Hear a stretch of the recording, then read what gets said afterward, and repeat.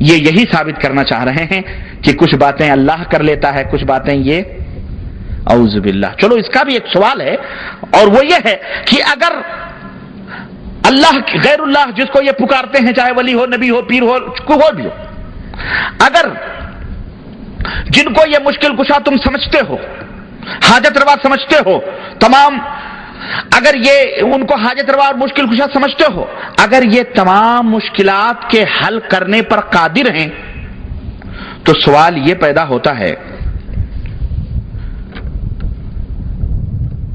اگر یہ تمام مشکلات پر حل کرنے پر قادر ہیں، یا اگر یہ تمام مشکلات پر اگر تمام مشکلات کے حل کرنے پر قادر یہ نہیں ہیں، مثال کے طور پر اگر یہ نہیں ہیں، تو ہو سکتا ہے کہ کچھ مشکلات حل کرنے کا بیڑا اللہ نے اٹھایا ہو، اور کچھ مشکلات کے حل کرنے کی ذمہ داری ان کے سامنے، ان کے اوپر ہو۔ تب بھی ہمارے سامنے ایک ایسی صورت میں ایک فہرست ہونی چاہیے کہ کون سے مشکلات اللہ سے حل کروائے جائیں اور کون سے مشکلات ان غیر اللہ سے حل کروائے جائیں۔ ہے کہ نہیں حقیقت؟ ایک سوال ہے کہ نہیں سوال؟ اور ایک سوال یہ بھی ہے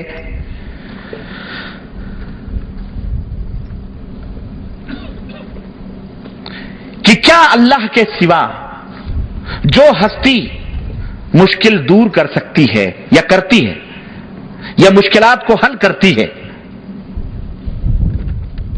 کیا وہ مشکل میں ڈال بھی سکتی ہے؟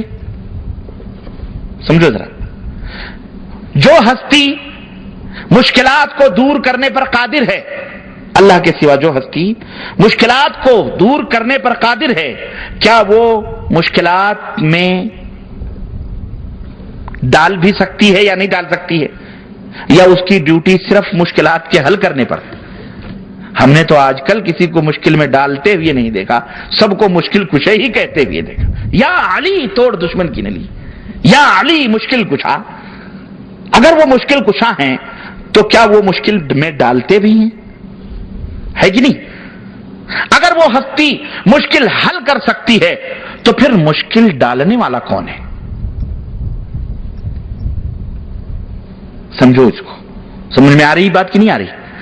اگر وہ ہستی صرف مشکلات ہی حل کرتی ہے تو بتاؤ مشکلات میں ڈالنے والا کون ہے؟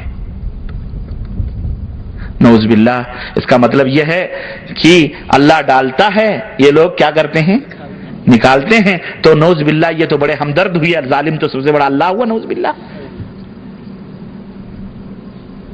میرے بھائی، اسی طرح سے نمبر 9 ظاہر ہے کہ نتیجہ یہی نکلے گا کہ اللہ تعالی مشکلات ڈالنے والا ہے، اور اللہ کے سوا جو لوگ ہیں جن کو یہ پکارتے ہیں وہ مشکلات کو حل کرنے والے ہیں۔ تو اب یہاں سپوز بالفرض ایک ہستی مشکلات ڈالنے پر مصر ہو، ان دونوں میں ایک ہستی مشکلات ڈالنے پر مصر ہو کہ ہم مشکل ڈالیں گے، لیکن دوسری ہستی مشکل کے حل کرنے پر مصر ہو، تو دونوں ہستیوں میں کون جیتے گا؟ ڈالنے والا جیتے گا یا حل کرنے والا جیتے گا؟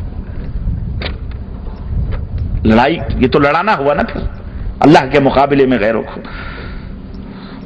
اور آخری بات یہ ہے کہ اگر کسی کی نماز جنازہ ہمیں پڑھنی ہے تو اس کی مغفرت یا بخشش کے لیے ہم اللہ کو پکاریں گے یا غیر اللہ کو پکاریں گے؟